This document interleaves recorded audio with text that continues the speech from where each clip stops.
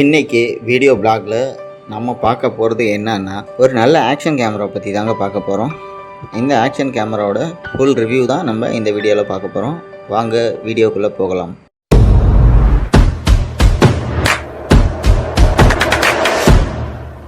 வீடியோவில் பார்க்க போகிறது என்னென்னா, EKEN H9R அப்படின்ற ஒரு ஆக்ஷன் கேமராவை பற்றி தான் நம்ம ஃபுல் ரிவ்யூ பார்க்க போகிறோம்.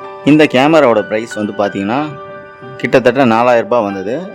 பேங்குட் அப்படின்ற வெப்சைட்டில் தான் நான் ஆர்டர் பண்ணேன். இங்கே ஃப்ளிப்கார்ட்லேயோ அமேசான்லேயோ இந்த ப்ராடக்ட் வந்து கிடைக்கல. அப்படியே இருந்தாலும் ரேட் வந்து கொஞ்சம் அதிகமாக இருக்குது. 8000 9000 ரேஞ்சில் இருந்தது. சரி, அதனால் கொஞ்சம் ரிஸ்க் எடுத்து நான் பேங்குட் வெப்சைட்டில் ஆர்டர் பண்ணேன். கிட்டத்தட்ட டெலிவரி பண்ணுறதுக்கு 30 நாள் ஆச்சு. இந்த ப்ராடக்ட்டை நான் கிட்டத்தட்ட ஒரு 6 மாதமாக யூஸ் பண்ணிவிட்டு அப்புறமா தான் அதோட ரிவ்யூ உங்களுக்கு சொல்கிறேன். நல்லா தான் இருக்குது ப்ராடக்ட்டு. இப்போ ப்ராடக்ட்டோட அன்பாக்சிங் வீடியோ தான் நான் உங்களுக்கு இங்கே காட்டுறேன். ஒரு நல்ல வெல் பேக்கடில் தான் இந்த பாக்ஸ் நமக்கு வந்தது. எந்த ஒரு சின்ன டேமேஜுமே இல்லை. பாக்ஸில் வந்து பார்த்திங்கன்னா நிறைய மவுண்ட் இருந்தது, சின்ன சின்ன ஸ்க்ரூஸ் இருந்தது, நிறைய ஆப்ஷன் இருந்தது, ஒயர் இருந்தது. நல்ல ஓரளவுக்கு டீசெண்டான பில்டு குவாலிட்டியில் இருக்குது. பிளாக் கலரில் தான் இந்த கேமரா நம்ம ஆர்டர் பண்ணியிருந்தோம். இந்த கேமரா ரெக்கார்ட் ஆகும்போது ஒரு இண்டிகேட்டர் லைட் நமக்கு எரியும். சார்ஜ் பண்ணும்போது அந்த லைட் நமக்கு இங்கே ஒரு இண்டிகேட்டர் காட்டும். கேமராவோட செட்டிங்ஸ் இதெல்லாம் வந்து பார்த்திங்க அப்படின்னா பேசிக்கான செட்டிங்ஸ் தான். ரொம்ப ஈஸியாக நீங்கள் யூஸ் பண்ணி தெரிஞ்சுக்கலாம். நம்ம ப்ராடக்ட்ஸ் எல்லாம் எடுத்து லிஸ்ட் பண்ணிக்குவோம். இதில் வந்து நம்ம நிறைய ப்ராடக்ட்டை யூஸ் பண்ண மாட்டோம். ஒவ்வொரு ப்ராடக்ட்டும் ஒரு பர்டிகுலர் யூஸ் பொறுத்து. நீங்கள் எந்த மாதிரியான பர்பஸ்க்கு வீடியோ எடுக்க போகிறீங்களோ அதுக்கேற்ற மாதிரியான எக்யூப்மெண்ட்ஸ் எடுத்து நீங்கள் செட் பண்ணி வச்சுக்கலாம். EKEN அப்படின்னு ஒரு ஆப் இருக்குது. அந்த ஆப்பை யூஸ் பண்ணி இந்த கேமராவில் இருக்க ஃபுட்டேஜை நீங்கள் உங்கள் சிஸ்டம்லையோ இல்லை உங்களோட மொபைல்லையோ நீங்கள் இதை டவுன்லோட் பண்ணிக்கலாம். இந்த கேமரா கூட ஒரு ரிமோட் வாட்ச் ஒன்று கொடுக்குறாங்க. அதை யூஸ் பண்ணி நீங்கள் கேமராவை தொடாமலே வீடியோ ரெக்கார்டிங் ஸ்டார்ட் பண்ணுறது, ஃபோட்டோ எடுக்கிறது, இந்த மாதிரியான ஆப்ஷன்ஸ்லாம் நீங்கள் யூஸ் பண்ணிக்கலாம். கேமரா வந்து பார்த்திங்கன்னா நீங்கள் இதில் வேணால் ஃபிட் பண்ணலாம். ட்ரைபாடில் ஃபிட் பண்ணலாம், பைக்கில் ஃபிட் பண்ணலாம், அப்படி இல்லைனா உங்கள் ஹெல்மெட்லேயும் மவுண்ட் பண்ணலாம். அதுக்கான ஆப்ஜெக்ட் எல்லாமே அவங்க கொடுத்துருந்தாங்க. ஹெல்மெட்டில் மவுண்ட் பண்ணுறதுக்கு 2 3mm ஸ்டிக்கர் இருக்கக்கூடிய ஆப்ஷன் கொடுத்துருந்தாங்க. நீங்கள் ஹெல்மெட்லேயும் வச்சுக்கலாம், பைக்லேயும் வச்சுக்கலாம். அதுக்கு சப்போர்ட்டிங் ஹூக்ஸ், நட்ஸ் எல்லாமே கொடுத்துருந்தாங்க. இந்த கேமராவில் பார்த்தீங்கன்னா 4Kலேருந்து 720 பிக்சல்ஸ் வரைக்கும் நீங்கள் ரெக்கார்ட் பண்ணிக்கலாம். பெஸ்ட்டு குவாலிட்டி அப்படின்னு பார்த்தீங்கன்னா 1080 பிக்சலில் 60 ஃப்ரேம்ஸில் நீங்கள் ரெக்கார்ட் பண்ணிங்கன்னா அது ரொம்ப ரொம்ப நல்லாயிருக்கு அந்த கிளாரிட்டி. இப்போ நான் அந்த வீடியோ உங்களுக்கு காட்டுறேன், பாருங்கள். ஸ்டெபிலைசேஷன் வந்து வீடியோவில் ஓரளவுக்கு இருக்குது. கிளாரிட்டி நல்லாவே இருக்குது. நல்ல வெளிச்சத்தில் எடுத்தோம்னா கிளாரிட்டி ரொம்ப ரொம்ப பக்காவாக இருக்குது. லைட்டிங் வந்து எவ்வளோக்கு எவ்வளோ இருக்கோ அந்த அளவுக்கு வீடியோ வந்து கிளாரிட்டி எடுத்து கொடுக்குது. கலர் வந்து பார்த்திங்கன்னா கொஞ்சம் பில்டப் பண்ணியே கொடுக்குது. நார்மல் மொபைலில் எடுக்கிறதுக்கும் இதில் எடுக்கிறதுக்கும் கலர் கொஞ்சம் எக்ஸ்ட்ரா டோனலாக தான் கிடைக்குது, ப்ராப்ளம் இல்லை. இந்த EKEN கேமராவோட பெஸ்ட்டு கேப்சரிங் மோட் அப்படின்னு பார்த்தீங்கன்னா 1080 பிக்சல்ஸ் 60 ஃப்ரேம்ஸ் பர் செகண்ட். இதுதான் பெஸ்ட்டு மோடு நீங்கள் கேப்சர் பண்ணுறதுக்கு. மோஸ்ட்லி இந்த மோடை யூஸ் பண்ணுங்கள். இப்போ 4Kல எடுத்த ஒரு வீடியோவை நான் உங்களுக்கு ஷோ பண்ணுறேன். இப்போ நீங்கள் பார்த்துட்ருக்கிறது 4Kல எடுத்த சாம்பிள் தான்.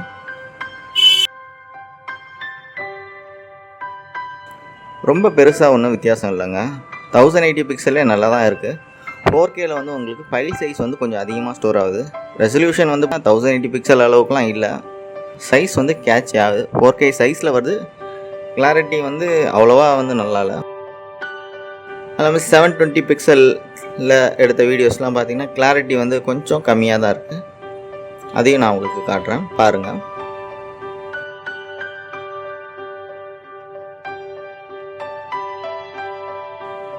இப்போ கேமராவை நம்ம வாட்டர் டெஸ்ட் பண்ண போகிறோம்.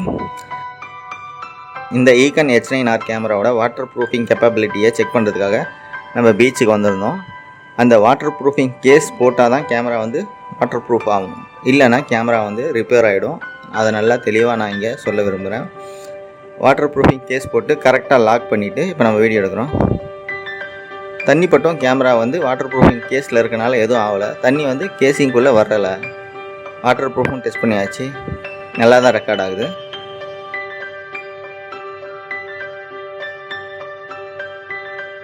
இப்போ நைட் மோடில் கேமராவை ரெக்கார்ட் பண்ணி பார்க்க போகிறோம். பகலில் வந்து கிளாரிட்டி டீசெண்டாக தான் இருக்குது. நைட்டில் வந்து எப்படி இருக்குது அப்படின்றத கேமராவை கேப்சர் பண்ணி பார்க்க போகிறோம். ஓரளவுக்கு டீசெண்டான கிளாரிட்டி தான் நைட்லேயும் நமக்கு கிடைக்குது. லைட்டிங் எங்கெங்கெல்லாம் இருக்கோ அந்த இடத்துல கொஞ்சம் நல்லா ரெக்கார்ட் ஆகுது. லைட்டிங் இல்லாத இடத்துல கொஞ்சம் பிக்சல்ஸ் வருது. டீசெண்டான ரெசல்யூஷனில் தான் இந்த வீடியோ வந்து நமக்கு கிடைக்குது நைட் மோட்லேயும். இப்போ கேமராவோட பிக்சர் குவாலிட்டியை நம்ம பார்க்க போகிறோம். பிக்சர் சைஸ் கிட்டத்தட்ட 4000 பிக்சல்ஸ்க்கு நமக்கு கிடைக்குது. ஓரளவுக்கு டீசெண்டாக தான் இருக்குது பிக்சரும். ஆனால் ரொம்ப நீங்கள் எதிர்பார்க்க முடியாது ப்ரோ மோடில். ஒரு ஆப்ஷனுக்காக நீங்கள் பிக்சருக்கு இதை யூஸ் பண்ணிக்கலாம். ஆனால் இந்த கேமராவோட பெஸ்ட் மோட் அப்படின்னு பார்த்தீங்கன்னா வீடியோ மட்டும்தான்.